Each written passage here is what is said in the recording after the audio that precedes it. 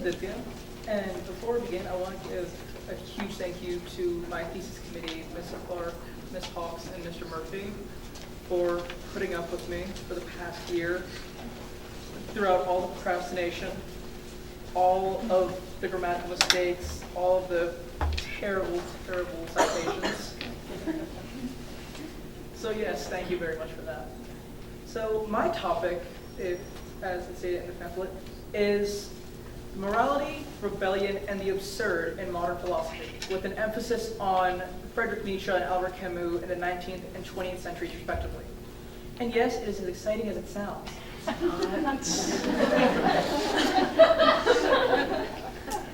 So, this is a quirky topic to deal with, especially for a thesis, because literature sort of took a backseat to the philosophy. Because what I was trying to do was, as opposed to looking at how these concepts are to be found in literature and analyze it there, I looked at where it originated.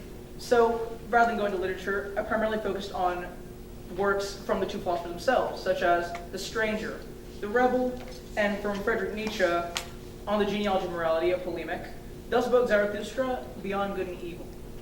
So my interest for this paper actually started before, back as Mr. Hirschman said back in junior year, with Miss Katie Raymer's philosophy project. We were assigned Friedrich Nietzsche, and when I started, I had no idea. So all I knew about Friedrich Nietzsche, he was a crazy man with a funny looking mustache.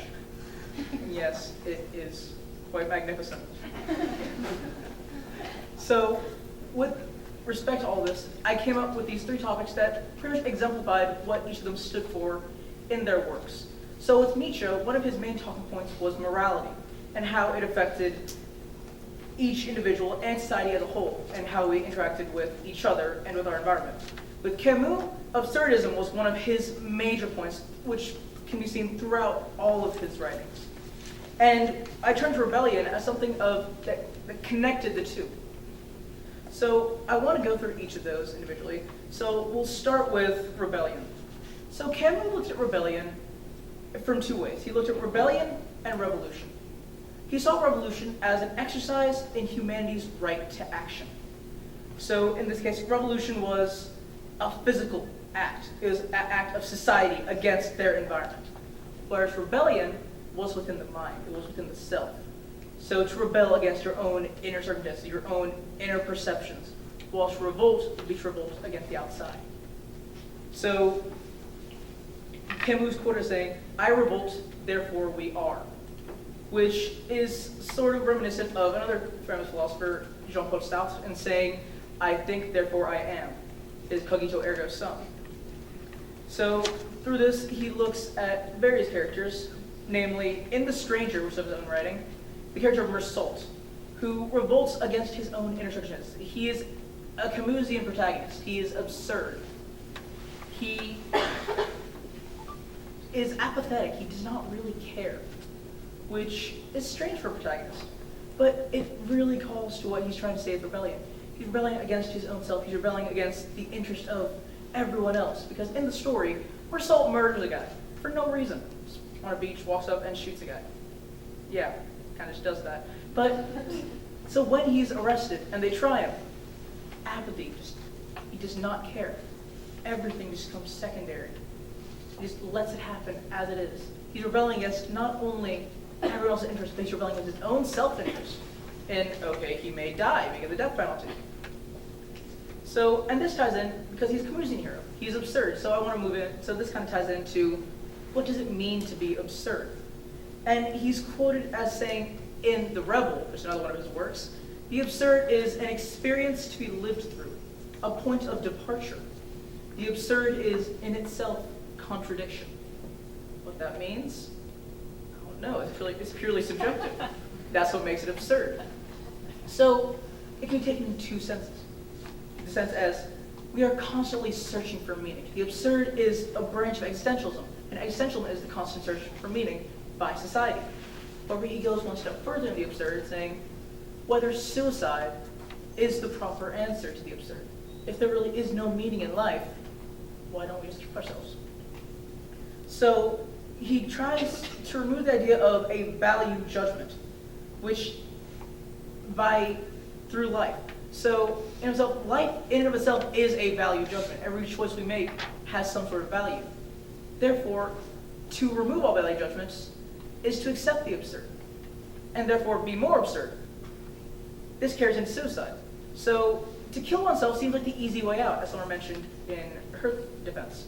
However, Camus argues that to commit suicide is in itself an act of absurdity. So in trying to escape the absurd, you just encapsulate yourself in the absurd. Life becomes more absurd. Even in death, it will follow you. So, and this can be seen in another one of hers, The Myth of Sisyphus, one of my secondaries. Sisyphus is doomed to forever roll a boulder up a hill and watch it roll back down. This carries on, but for that one moment, when it's at the top and it's just standing still, he can escape that absurdity, but then it starts right back again. It's just a perpetual cycle. Absurdity is not something you can escape. All of our existences are absurd because we're all searching for that one meaning. However, we don't know what it is. We don't know if there is a meaning at all. So it just pervades through all of our lives. And for the final concept, which is more of a Nietzschean ideal, I want to focus on morality, and I want to start with a passage from my thesis.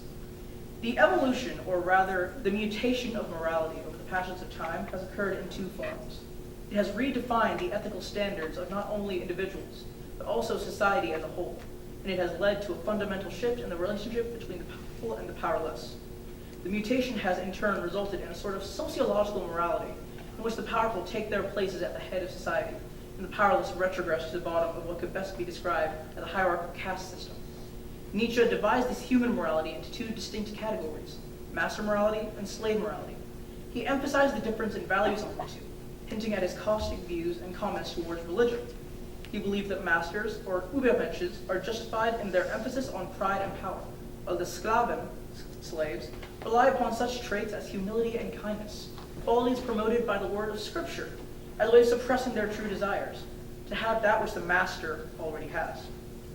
His belief in the suppression of desires is best summarized in Beyond Good and Evil, in his proclamation that it is terrible to die of thirst in the ocean. Do you have to salt your truth so heavily that it does not even quench thirst anymore? In this respect, Nietzsche analyzes both the Übermensch and Sklaven as archetypical characters that represent humanity both in a philosophical sense and also in works of fiction across generations. So what Nietzsche did, he was a proponent of an ideal called Selbstüberwindung, forgive my poor German. So this means self-overcoming, which is the path that a great man or an Übermensch will take in their rise above adversity. On the opposite end of the spectrum, you have the Sklaven, who follow Sklavenmoral, slave morality. They are doomed to a perpetual cycle of mediocrity. They are never going to be perfect. So compared to the Übermensch, who can either be seen in one sense as a Greek god figure or the Jesus figure. We are all Sklaven. We are all base humans. We are all imperfect beings. So he uses this archetype throughout his writings, specifically in Thus Spoke Zarathustra, when he refers to the Übermensch as you higher men. This god was your greatest danger. It is only since he lies in his tomb that you have been resurrected. So the Übermensch is becoming the replacement for this deity. He is meant to lead. He is meant to exhibit his power and help the Sklaven. However, the Sklaven, since they're locked in the cycle of mediocrity, they cannot escape. So it becomes a perpetual interaction between the two. So yeah, it's gonna be an awkward transition. My apologies. In writing this thesis, I'm going to be absolutely honest. It started off great. Then midway through, it became a nightmare. And then right at the end, it got better again. Close enough. And as Miss Clark will attest, the procrastination killed me. And it will kill me in the future. There's nothing I can do about it. Yeah.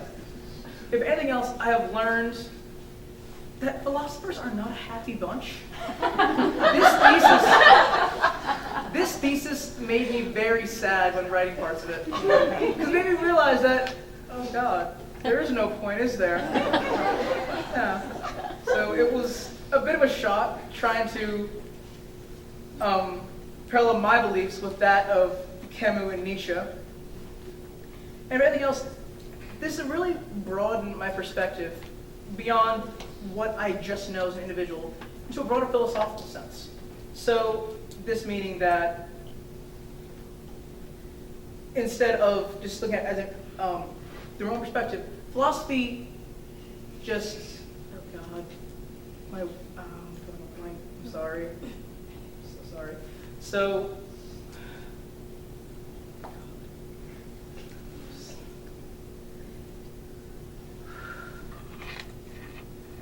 wrong right now. It's killing me.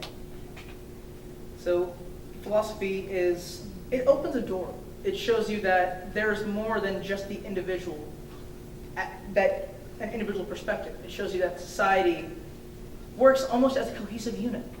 There's this herd mentality amongst individuals, which kind of puts us together in the same boat, showing that no matter what each individual does, whether we follow the ideas of the Übermensch, of the Sklaven, whether we are absurd, whether we are not, we're all fundamentally the same. We're all fundamentally tied together by existentialism and existential thought. So with that, are there any questions? I have one. I must say it's been a journey through the absurd sometimes, but you have done a very good job. Because that topic is not one many people would tackle. You would. So what I want to ask you is, how did Nietzsche's views on morality affect his religion? Okay. So I'm going to answer first without context, because it's going to sound very radical and almost extremist to a view, and then I want to add a little bit of nuance. So Nietzsche is quoted as saying, God is dead and we have killed him. And one of his other ideals was, don't be a Christian. So to obviously nuance this, back in the 1800s when Nietzsche was alive and working, academia was taking religion and making this very dry, almost lifeless subject.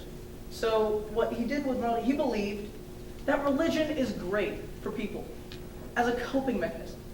However, Scripture did not have any place in religion. Scripture should instead be replaced by ideas such as culture with the arts. He respected how the Greeks used their dramatic plays in order to put forth proper views on humanity and people. They provide a way to live rather than just reading through Scripture. And now to go to form shape, don't be a Christian. And this ties into the Übermensch and the Sklaven. So he believed that the Übermensch were the all-powerful figures. They had it all figured out. They were brash, they were bold, they would do what they want when they wanted, and they had the power to back it up. The Sklaven could not. The Sklaven could not achieve this power. The Sklaven did not have the means or the will to achieve this. So he saw Christianity, or religion in general, seeing that we're in Germany, it is Christianity, as an excuse. So subservience became obedience and piety. And renouncing or not being able to access power or have power became humility. So he had very, very harsh views towards religion. He saw the value of it, but he also saw that, no, it was fundamentally flawed. So are there any more questions?